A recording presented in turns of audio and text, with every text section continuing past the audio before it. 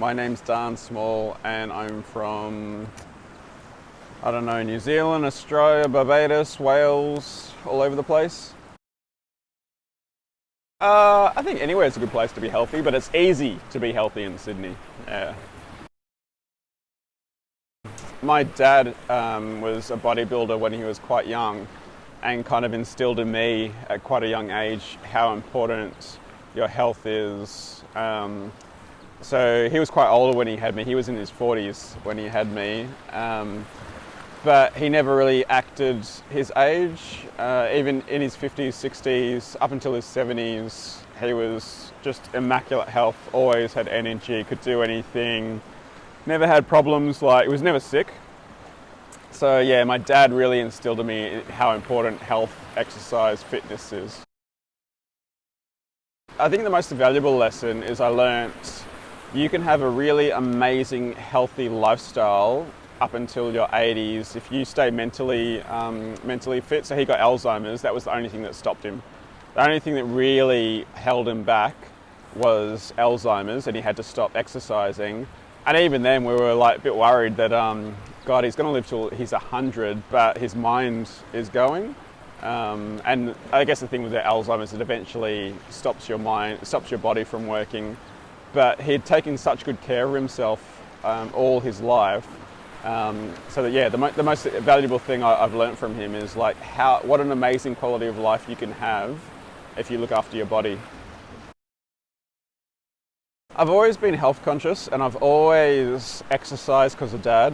And I think there's been moments in my life where I've gone more to the extremes. Like I remember I was on the side of a mountain hiking up with my skis in New Zealand. Would have been 2004, 2005. And so at the top of this lift, I took off my skis and decided to hike up a face because there's really good snow. It's really good out of bounds skiing. And crawling up this mountain, I was so out of breath. I was really struggling. People were passing me. I made it and I skied down, had a great time, but walking up that mountain made me realize how unfit I was. And I was going to the gym a lot, but I was my cardio fitness was terrible. So after that, I started running a lot. So I lived in Coogee and I just started running to Bondi, and I built up my cardio fitness because I was going to go skiing in 6 months later in Japan. And I wanted to be like match fit to go hiking in Japan, not realizing when I got to Japan, it's actually really dangerous to go hiking out of bounds in Japan. You don't do it unless you got a guide.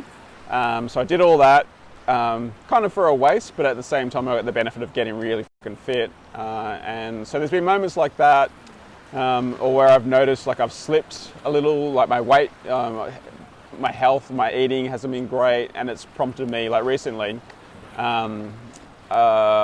what was it, about 6 months ago, I realized like I was way over what my peak was. I've had moments in my life where I get to these really like amazing levels of fitness, and then an injury sets me back and stops me and pulls me back, and I fall into this rut of not recognizing the slow, gradual slide back to being a fat basically. So recently, I realized I was a fat, stepped on the scales, way too heavy, need to do something about it, change my diet, cut out this shit. If I have an injury, look for alternative ways to keep up my calorie killing program. Energy is really high. Also, health-wise, you don't get sick. Colds are really hard to get a hold of you. Like, you feel good. You feel good about yourself. At my peak, I feel normal. What I am now, I'm in the progress of getting back to normal, but I don't feel good about myself, so I'm not quite happy with where I am at the moment. So when I get back to that peak, I'm like, yeah, I feel really, really confident and happy about myself. Wanting to get back to the goal, and my girlfriend's saying that it's her that's behind the camera. She's saying it's me that motivates him. Well, they say there's a lot of, whenever you exercise, there's a lot of endorphins that get released, and there's just a sense of accomplishment every time you go into, wherever you're in a gym or outside, whatever you're doing. Whenever you put yourself in that situation of like physical pressure on the body, once you've accomplished that, you just have this like release of like pride, and yeah, just It does. It really affects you mentally in a positive way. My motivation is like me, like feeling good about myself. Like, yeah, it really comes from within. The worst personal trainers will take you around a gym and get you to exercise. The best ones will talk to you and listen to what you're doing and give you tips. I think Liam's probably the best personal trainer I've ever had, but I wasn't in a gym. I was at a wedding talking to this guy about, fitness and health. And he gave me tips about things like, I was getting hungry after lunch, for example, late afternoon. I might have, it's so long ago I can hardly remember, but I must be having a really shit snack. Like maybe I'd have something really fucking dumb like a chocolate bar out of the vending machine, thinking, I've been... Yeah, but at the time I was thinking like, I'm having salads for lunch and salads for breakfast and eating really healthy, food for dinner. And this snack will just get me through for a couple of hours. And when he heard these, like, just have more protein. So increase your protein at lunch. If you're getting hungry in the afternoon, instead of having a chocolate bar, have a protein shake, Little things like that, and also cutting out things like sugar. And the sugar made a huge difference. And I thought back then I was being healthy because I was having things like, I was having soy milk instead of full cream milk because it didn't have the fat, not thinking about the sugar content. So I was having lots and lots of food that were low in saturated fat, but high in sugar.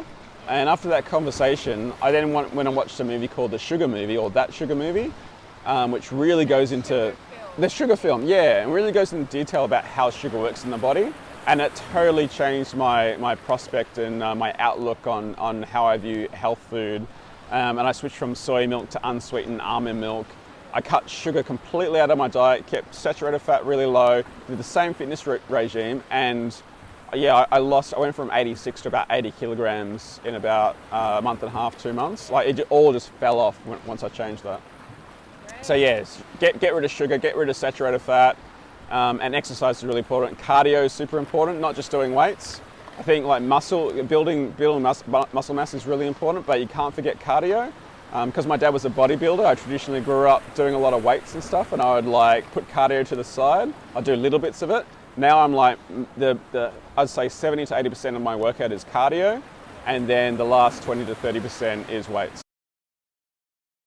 So I'm a photographer, filmer. I'm starting a new political social media podcast called the Aussie Pub Test. So if you search that on YouTube, the Aussie Pub Test, you can find my new political podcast. And on Instagram, it's just Dan Small, where I do a lot of product photography, lifestyle photography.